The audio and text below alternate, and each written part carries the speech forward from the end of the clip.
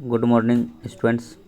PC classes में आप सभी का स्वागत है एक और नए वीडियो में जो आप लोगों के लिए लेकर के उपस्थित हुए हैं, जो क्लास 10 के सोशल साइंस का यह आपका सब्जेक्टिव का आपका यह वीडियो रहेगा। विषयनिष्ठ प्रश्न है, आपका सब्जेक्टिव क्वेश्चन रहेगा जो आपका सेट नंबर 10 है। इससे पहले सेट 9 तक अपलोड कर चुके हैं इस चैनल पर, आप लोग ज़रूर देखिए। सभी सेट का जो क्वेश्चन है सभी महत्वपूर्ण है। यह मेरा आप लोग के लिए यह 10वां सेट है सोशल साइंस का सब्जेक्टिव में, और 10 सेट आपका ऑब्जेक्टिव भी अपलोडेड है इस चैनल पर। और आपका चैप्टर वाइज भी आपका संपूर्ण इतिहास, संपूर्ण भूगोल, संपूर्ण नागरिक शास्त्र और संपूर्ण अर्थशास्त्र का वीडियो अपलोडेड है, उसको भी आप देखिए। मानचित्र का भी वीडियो अपलोड है, उसको भी आप ज़रूर देखिए। और आपका इसके बाद एक मैराथन सेशन लेकर के आने वाले हैं जो आप लोगों के लिए, तो एक ही वीडियो में 400 ऑब्जेक्टिव का क्वेश्चन का सीरीज रहेगा, जो सभी महत्वपूर्ण प्रश्न रहेगा। जो भी आपका नेट में जो जारी किया गया जो प्रश्न है सभी को एक साथ इस वीडियो में, और जो भी इम्पोर्टेंस है उस वीडियो में आपको देखने को मिलेगा, जो ज़रूर देखिएगा। और ये आपके लिए बहुत ही महत्वपूर्ण होगा। इस वीडियो को परीक्षा देने से पहले आप ज़रूर देखेंगे, क्योंकि यह सभी प्रश्न जो आपका 20 तारीख को आपको देखने को मिलेगा। चलिए स्टार्ट करते हैं आज का यह वीडियो। पहला क्वेश्चन आपका है, फर्स्ट निर्देशन तो आप जान ही रहे हैं कि आपका इसमें 3 तरह का प्रश्न होता है। एक कुल प्रश्नों की संख्या 19 होता है, और उसमें 1 से 7 तक जो अति लघु उत्तरीय प्रश्न होता है, जो किन्हीं 5 प्रश्नों का उत्तर अधिकतम 1 वाक्य में देना होता है, और प्रत्येक के लिए 5 अंक निर्धारित होता है। और दूसरी बात, प्रश्न 8 से 14 तक लघु उत्तरीय प्रश्न होता है, इनमें किन्हीं 5 प्रश्नों का उत्तर अधिकतम 150 शब्दों में देना होता है, और प्रत्येक प्रश्न के लिए 3 अंक निर्धारित होता है। ये जब का ये अति लघु उत्तरीय प्रश्न को आपका जवाब इसको 1 वाक्य में देना होता है। आपका जो लघु उत्तरीय प्रश्न होता है वो आपका 150 शब्दों में देना होता है। और आपका जो अंत में जो आपका 15 से 19 तक होता है वो दीर्घ उत्तरीय प्रश्न होता है, इसको 3 प्रश्न का उत्तर देना होता है 250 शब्दों में, और इसका भी इसमें प्रत्येक प्रश्न का मान 5 अंक का होता है। चलिए सभी आप जानते भी हैं 3 तरह का प्रश्न होता है। अति लघु उत्तरीय प्रश्न जो 1 वाक्य में लिखना होता है, 2 नंबर प्रत्येक प्रश्न के लिए मिलता है। फिर आपका लघु उत्तरीय प्रश्न जो आपको 150 शब्दों में लिखना होता है, जो आपके उसके लिए 3 नंबर दिए जाते हैं प्रत्येक प्रश्न के लिए। और आपका जो दीर्घ उत्तरीय प्रश्न होता है जो आपका 250 शब्दों में लिखना होता है, जो आपको 5 अंक का प्रत्येक प्रश्न होता है। चलिए तो शुरू करते हैं आज का सेशन को। चलिए ये जो आपका फर्स्ट क्वेश्चन आपका है अति लघु उत्तरीय प्रश्न का, वियना सम्मेलन की मेजबानी किसने की? वियना सम्मेलन की मेजबानी जो है किसने की? ल्यूइस मेटरनिख ने। वियना सम्मेलन की मेजबानी किसने की? ल्यूइस मेटरनिख ने। नेक्स्ट क्वेश्चन आपका है क्वेश्चन नंबर 2 आपका क्या कह रहा है? क्वेश्चन नंबर 2 आपका, भारत में प्रथम आधुनिक वस्त्र मिल कब और कहाँ स्थापित की गई? भारत में प्रथम आधुनिक वस्त्र मिल कब और कहाँ स्थापित की गई? 1854 ईस्वी में बम्बई में। 1854 ईस्वी में बम्बई में। अब नेक्स्ट क्वेश्चन आपका है, खरीफ फसल किसे कहते हैं? खरीफ फसल किसे कहते हैं? खरीफ फसल मानसून के आगमन पर बोई जाती है तथा सितंबर अक्टूबर में काटी जाती है। उदाहरण के लिए चावल, मक्का, बाजरा, कपास, ये सभी क्या है? खरीफ फसल का उदाहरण है। अब नेक्स्ट क्वेश्चन देखते हैं आपका। नेक्स्ट क्वेश्चन आपका है, लोकतंत्र की कोई 2 चुनौतियों को लिखें। लोकतंत्र की कोई 2 चुनौतियाँ निम्नलिखित है, सांप्रदायिकता और अशिक्षित नागरिक। लोकतंत्र की जो 2 चुनौतियाँ हैं आपका सांप्रदायिकता और अशिक्षित नागरिक। नेक्स्ट क्वेश्चन आपका, समवर्ती सूची के अंतर्गत कौन कौन से विषय आते हैं? तो समवर्ती सूची के अंतर्गत जो आपका निम्नलिखित विषय आते हैं, मुख्य दीवानी एवं फौजदारी, कानून विवाह, तलाक, उत्तराधिकारी, शिक्षा, वन, बिजली एवं श्रम संगठन आदि। इन सभी विषयों पर जो है दोनों राज्यों की सरकारें कानून बना सकती है। मुद्रा को विनिमय का माध्यम क्यों कहा जाता है? क्योंकि मुद्रा विनिमय प्रक्रिया में मध्यस्थता का काम करती है, इसलिए इसे विनिमय का माध्यम कहा जाता है। नेक्स्ट क्वेश्चन आपका है क्वेश्चन नंबर 7, विदेशी निवेश से क्या समझते हैं? जब कोई कंपनी एक देश का व्यक्ति दूसरे देश में स्थित कंपनी की संपत्ति या स्वामित्व में हिस्सेदारी में निवेश करता है तब उसे विदेशी निवेश कहते हैं। तो नेक्स्ट जो आपका जो लघु उत्तरीय प्रश्न है आपका, किन्हीं 5 प्रश्नों का उत्तर देना होता है। असहयोग आंदोलन में भारतीयों द्वारा अपनाए गए विभिन्न तरीकों का उल्लेख कीजिए। असहयोग आंदोलन में भारतीयों द्वारा अपनाए गए विभिन्न तरीके निम्नलिखित है। पहला तरीका आपका, असहयोग आंदोलन को योजनाबद्ध तरीके से प्रारंभ करना चाहते थे। इनका विचार था कि सर्वप्रथम सरकार द्वारा ही कई पाबंदियों को लौटा दिया जाए तथा इसके बाद सरकारी नौकरियों तथा विदेशी वस्तुओं का बहिष्कार कर दिया जाए। नेक्स्ट आपका दूसरा पॉइंट, आपका सेकंड पॉइंट आपका, असहयोग आंदोलन का प्रारंभ शहरी मध्यम वर्ग की हिस्सेदारी से प्रारंभ हुआ और विद्यार्थियों ने स्कूल कॉलेज छोड़ दिए, शिक्षकों ने त्याग पत्र दे दिया, वकीलों ने मुकदमे लड़ने बंद कर दिए तथा मद्रास के अतिरिक्त प्रायः सभी प्रांतों में परिषद चुनाव का भी बहिष्कार कर दिया गया। तीसरा पॉइंट आपका, विदेशी वस्तुओं का बहिष्कार किया गया, शराब की दुकानों की पिकेटिंग की गई तथा विदेशी कपड़ों की होली जलाई गई। नेक्स्ट पॉइंट आपका है पॉइंट नंबर 4, चौथा पॉइंट आपका, व्यापारियों ने विदेशी व्यापार में पैसा लगाने से इनकार कर दिया, देश में खादी का प्रचलन और उत्पादन बढ़ा। पाँचवा पॉइंट आपका, ग्रामीण इलाकों में जमींदारों को नई धोबी सुविधाओं से वंचित करने के लिए पंचायतों ने नई धोबी बंद का फैसला किया। नेक्स्ट आपका क्वेश्चन नंबर 9, पहले विश्व युद्ध के समय भारत का औद्योगिक उत्पादन क्यों बढ़ा। पहले विश्व युद्ध के समय भारत का औद्योगिक उत्पादन क्यों बढ़ा, इसके कारण दिए गए हैं, निम्नलिखित कारण है जो इनमें से प्रमुख निम्नलिखित है। पहला कारण आपका, प्रथम विश्व युद्ध में ब्रिटेन ऐसे उलझ गया कि उसका ध्यान अपने बचाव में लग गया, वह अब भारत में अपने माल का निर्यात न कर सका, जिसके कारण भारत के उद्योगों को पनपने का अवसर प्राप्त हो गया। इंग्लैंड के सब कारखाने निर्यात की विभिन्न चीज़ें बनाने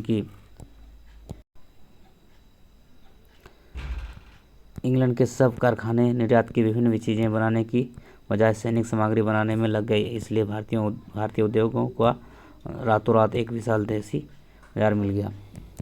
नेक्स्ट पॉइंट, तीसरा पॉइंट आपका है, एक विशाल देसी बाजार मिलने से के अतिरिक्त भारतीय उद्योगों को जब सरकार द्वारा भी अनेक चीज़ें जैसे फौज के लिए वर्दियों और बूट आदि बनाने के लिए, टेंट आदि बनाने, घोड़ों के लिए अनेक प्रकार का सामान बनाने आदि ऑर्डर मिल गए और तो उनमें नई जान आ गए। जैसे जैसे युद्ध आगे बढ़ता गया, भारतीय उद्योग भी प्रगति करते गया। पुराने कारखाने के साथ साथ बहुत सारे नए कारखाने खुल गए, इससे उद्योगपतियों को ही नहीं मजदूरों और कारीगरों को भी चांदी हो गए। अब उनके वेतन बढ़ गए और जिससे उनकी काया पलट गई। अब नेक्स्ट आपका जो पाँचवा पॉइंट आपका है, प्रथम विश्व युद्ध में ब्रिटिश सरकार को फंसा देखकर भारतीय नेताओं ने स्वदेशी पर अधिक बल देना शुरू कर दिया और भारतीय उद्योगों के लिए सोने पर सुहागा वाली बात हो गई। इस प्रकार प्रत्यक्ष और अप्रत्यक्ष रूप में प्रथम विश्व युद्ध भारतीय उद्योगों के लिए वरदान सिद्ध हुआ। नेक्स्ट क्वेश्चन आपका क्वेश्चन नंबर 10 आपका, नवीकरण और अनवीकरण संसाधन में क्या अंतर है। नवीकरण और अनवीकरण संसाधन में अंतर, नवीकरण संसाधन जो है आपका, इनका उपयोग बार बार किया जा सकता है। अनवीकरण संसाधन, इनका उपयोग एक बार किया जाता है और उपरांत दोबारा उपयोग नहीं किया जा सकता। अब नेक्स्ट पॉइंट आपका है, दूसरा पॉइंट आपका, नवीकरण संसाधन के उदाहरण, हरे पेड़ पौधे, जल, जीव जंतु, पवन ऊर्जा, ये सब नवीकरण संसाधन के उदाहरण। अनवीकरण संसाधन के उदाहरण जो है खनिज आते हैं। दबाव समूह की गतिविधियाँ लोकतांत्रिक सरकार के कामकाज में कैसे उपयोगी होती है। विभिन्न दबाव समूह अपने ही ढंग से लोकतंत्र की सेवा करते हैं और उसकी जड़ें मजबूत करते हैं। यह विभिन्न दबाव समूह सरकार को आम नागरिकों की कठिनाइयों और आवश्यकताओं से अवगत कराते हैं। यह हित समूह विभिन्न प्रकार के दबावों में संतुलन बनाए रखते हैं। यदि एक दबाव समूह अपनी बात मनवाने के लिए सरकार पर अनुचित दबाव डालता है तो बाकी हित समूह इस अनुचित दबाव को विफल कर देते हैं। अब नेक्स्ट आपका पॉइंट जो आपका है, विभिन्न प्रकार के दबाव समूह के विरोध और प्रतिरोध से सरकार को यह पता चलता है कि जनता क्या चाहती है। जब कभी सरकार कुछ धनी व्यक्ति अथवा सशक्त व्यक्तियों के दबाव में आ जाती है तो दबाव समूह सरकार को इस अनुचित दबाव से मुक्त कराती है। इस प्रकार दबाव समूह के कामकाज में उपयोगी सिद्ध होता है। नेक्स्ट क्वेश्चन आपका क्वेश्चन नंबर 12, श्रीलंका समाज के जाति बनावट की व्याख्या करें। श्रीलंका एक द्वीपीय देश है जो भारत की तटीय तट से कुछ किलोमीटर की दूरी पर स्थित है। इसकी आबादी कोई 2 करोड़ के लगभग है, अर्थात हरियाणा के बराबर है। बेल्जियम की भांति ही यहाँ पर भी जातीय समूह के लोग रहते हैं। देश की आबादी का 74% भाग सिंहली जाति का है, और जबकि 18% लोग तमिल है। बाकी भाग अन्य छोटे छोटे जातियों समूह जैसे ईसाइयों, मुसलमानों आदि का है। देश के उत्तर पूर्वी भागों में तमिल लोग अधिक है, जबकि देश के बाकी हिस्सों में सिंहली लोग बहुत संख्या में है।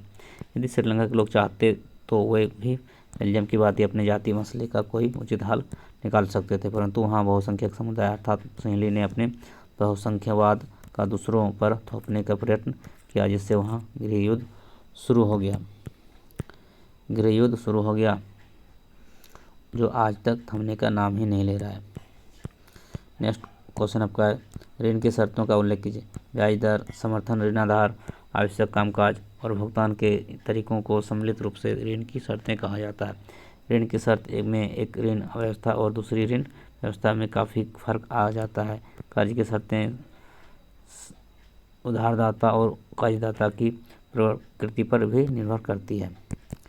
नेक्स्ट क्वेश्चन आपका, विश्व व्यापार संगठन WTO के किन्हीं 3 उद्देश्यों को लिखें। विश्व व्यापार संगठन के 2 उद्देश्य। विश्व व्यापार संगठन की स्थापना में संयुक्त राष्ट्र संगठन द्वारा अंतर्राष्ट्रीय व्यापार की प्रोत्साहन देने के लिए की गई। इसका मुख्यालय स्विट्जरलैंड जेनेवा में है। विश्व व्यापार संगठन देशों के बीच व्यापार के समान रूप से विकास में मदद करता है। यह अंतर्राष्ट्रीय व्यापार से संबंधित नियमों का निर्धारण करता है तथा विभिन्न देशों के द्वारा इस नियमों के अनुपालन पर भी नज़र रखता है। नेक्स्ट क्वेश्चन आपका क्वेश्चन नंबर 15 आपका दीर्घ उत्तरीय प्रश्न है, जो किन्हीं 3 प्रश्नों का उत्तर देना होता है। 18वीं सदी के यूरोप में कुछ लोगों को ऐसा क्यों लगता था कि मुद्रण संस्कृति, निरंकुशवाद का अंत और ज्ञानोदय होगा। 18वीं सदी के यूरोप में यह विकास बन गया था कि किताबों के द्वारा प्रगति और ज्ञानोदय होता है। बहुत सारे लोगों का यह मानना था कि किताबें दुनिया बदल सकती है। नेक्स्ट पॉइंट आपका दूसरा पॉइंट है, सेकंड पॉइंट ऑफ मुद्रण, निरंकुशवाद और आतंकी जनसत्ता में समाज को मुक्ति दिलाकर ऐसा दौर लाएगी जब विवेक बुद्धि का राज होगा। 18वीं सदी में फ्रांस के एक उपन्यासकार लुई सेबेस्तियन मर्सिन ने घोषणा की कि छापाखाना प्रगति का सबसे बड़ा ताकतवर औजार है और इससे बन रही जनमत की आंधी में निरंकुशवाद उड़ जाएगा। मर्सिए के उपन्यासों में नायक अक्सर किताबें पढ़ने में बदल जाते हैं। वे किताबों की दुनिया में जीते हैं और इसी क्रम में ज्ञान प्राप्त कर लेते हैं। चलिए नेक्स्ट पॉइंट आपका है, ज्ञानोदय को लाने और निरंकुशवाद के आधार को नष्ट करने में छापेखाने की भूमिका के बारे में आश्वस्त मर्सिए ने कहा कि निरंकुशवादी शासक सावधान हो जाएं, क्योंकि अब उनके कांपने का वक्त आ गया है। आभासी लेखक के कलम के जोर के आगे तुम हिल उठोगे। नेक्स्ट क्वेश्चन आपका क्वेश्चन नंबर 16, लोकतंत्र किन परिस्थितियों में सामाजिक विविधता को संभालता है और उनके बीच सामंजस्य बैठाता है। विश्व भर में कोई एक ऐसा देश नहीं जहां धर्म, जाति, भाषा या आर्थिक स्थिति के आधार पर कोई भेदभाव न हो, परंतु यह केवल लोकतंत्र में ही संभव है। हर प्रकार की विविधताओं और विभिन्नताओं में आपसी सामंजस्य पैदा किया जाता है। यह लोकतंत्र में ही संभव है। विभिन्न भाषा बोलने वाले लोगों को भी अपनी भाषा विकसित करने का मौका दिया जाता है। हर भाषा के लोग अपने निजी स्कूल खोल सकते हैं और अपनी भाषा प्रोत्साहन दे सकते हैं। दिल्ली में कई तमिल स्कूल है, उर्दू भाषा में शिक्षा देने वाला स्कूल है, पंजाबी तथा अन्य भाषाओं में भी शिक्षा देने वाले स्कूल है। सब मिलकर प्यार से शिक्षा का कार्य कर रहे हैं। लोकतंत्र में ही यह संभव है। यहाँ पर हर आर्थिक तबके के लोग को बराबर वोट देने का अधिकार है। उनमें अमीरी गरीबी का कोई अंतर नहीं रखा जाता। यह लोकतंत्र में ही संभव है। यह पुरुषों के साथ साथ महिलाओं को भी बराबर का वोट का अधिकार है और महिलाओं को अपने व्यवसाय चुनने का भी पूर्ण अधिकार है। नेक्स्ट आपका पॉइंट है, यह लोकतंत्र में ही संभव है कि हर धर्म के लोग अपने अपने धर्म स्थान बना सकते हैं और अपने ही ढंग से पूजा पाठ कर सकते हैं। सरकारी स्कूलों और कॉलेजों में हर धर्म के विद्यार्थियों को बिना किसी भेदभाव की शिक्षा दी जाती है और सरकारी नौकरियों में भी किसी से भी कोई भेदभाव नहीं किया जाता है। लोकतंत्र ही यह एक संभव बनाता है कि किसी भी जाति के लोग, किसी भी धर्म के लोग बसों, रेलगाड़ियों आदि में इकट्ठे सफ़र कर सकते हैं और होटलों में या किसी भी स्थान पर रुकने में कोई पाबंदी नहीं है। नेक्स्ट पॉइंट आपका, लोकतंत्र ही यह संभव बनाता है कि बहुदल के लोग अलबदल के साथ मिलकर चलते हैं और दोनों के एक दूसरे की भावनाओं की भी कदर करते हैं। नेक्स्ट क्वेश्चन आपका क्वेश्चन नंबर 17, एक अर्थव्यवस्था में मुद्रा की भूमिका की विवेचना करें। एक अर्थव्यवस्था में मुद्रा की भूमिका निम्नलिखित है। पहला भूमिका आपका उपभोग में मुद्रा की भूमिका। हम जानते हैं कि मुद्रा विनिमय माध्यम की संतुष्टि के लिए मुद्रा में के बदले वस्तुओं तथा सेवाओं का क्रय कर सकते हैं। व्यापार में मुद्रा की भूमिका। मुद्रा के द्वारा व्यापारिक क्रियाएं सफलतापूर्वक पूरी की जाती है, क्योंकि मुद्रा की सहायता से एक स्थान से दूसरे स्थान या एक वस्तु का क्रय करके दूसरे स्थान पर विक्रय किया जा सकता है। अब नेक्स्ट आपका पॉइंट है बजट निर्माण में मुद्रा की भूमिका। सरकारी व्यय तथा प्राप्तियों पर माप मुद्रा में माप किया जाता है, जिसके द्वारा करों की दर, ऋण पर ब्याज संबंधी और आर्थिक नीतियाँ सफलतापूर्वक बनाई जाती है। बजट को मुद्रा में भी प्रदर्शित किया जाता है। राष्ट्रीय आय के मापन में मुद्रा की भूमिका। देश की राष्ट्रीय आय की गणना मुद्रा में की जाती है, जो कि देश की निवासियों का जीवन स्तर प्रदर्शित करती है। मुद्रा के बिना राष्ट्रीय आय की गणना कठिन है एवं जीवन स्तर भी प्रदर्शित नहीं किया जा सकता। नेक्स्ट पॉइंट आपका है उत्पादन में मुद्रा की भूमिका। उत्पादन प्रक्रिया में एक उद्यमी उत्पादन के विभिन्न साधनों को उनकी सेवाओं के बदले मुद्रा में भुगतान करता है, जैसे भूमि पर लगान, मजदूरों को मजदूरी, पूंजी पर ब्याज और उद्यम पर लाभ। मुद्रा की अनुपस्थिति में भी उत्पादन के साधनों को पारितोषिक प्रदान करना कठिन होता है। जल दुर्लभता क्या है? जल संरक्षण कैसे किया जा सकता है? जल यद्यपि प्रकृति का असामाप्य होने वाला उपहार है, फिर भी असमान वितरण, अत्यधिक मांग एवं दुरुपयोग के कारण जल स्तर लगातार नीचे जा रहा है तथा जल दुर्लभता होता जा रहा है। जल की कमी की इस समस्या को जल दुर्लभता कहते हैं। अब नेक्स्ट आपका है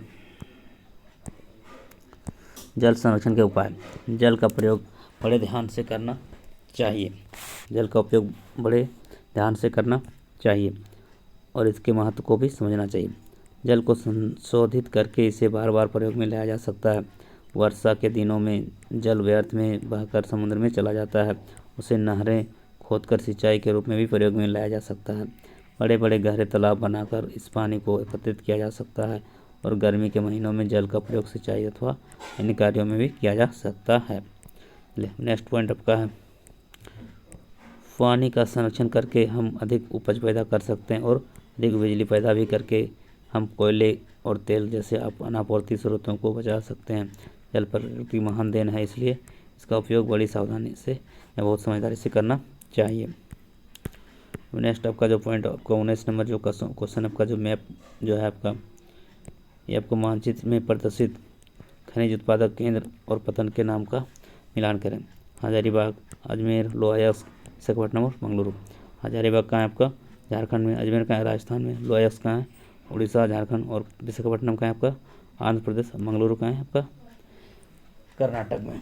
अब देखते हैं आपका हजारीबाग कहाँ है। हजारीबाग का जो लोकेशन आपका है, हजारीबाग का लोकेशन आपका ये आपका झारखंड है, जो आपका यहाँ पर यह हजारीबाग है। इसके बाद देखिए दूसरा जो आपका है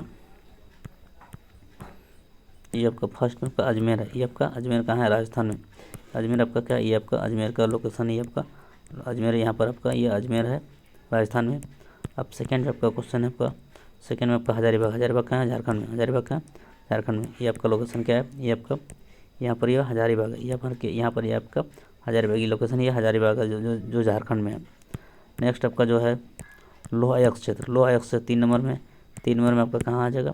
ये आपका जो है 3 नंबर आपका क्या? उड़ीसा। उड़ीसा में लोहायस्क क्षेत्र है। उड़ीसा में ये जो आपका ये 3 नंबर आपका उड़ीसा क्षेत्र है, इसलिए जो लोहायस्क पाया जाता है। और चौथा आपका है विशाखापट्टनम। विशाखापट्टनम का है आंध्र प्रदेश में। ये चौथा नंबर आपका क्या? आंध्र प्रदेश। ये आपका आंध्र प्रदेश में आपका यह विशाखापट्टनम है, आंध्र प्रदेश में।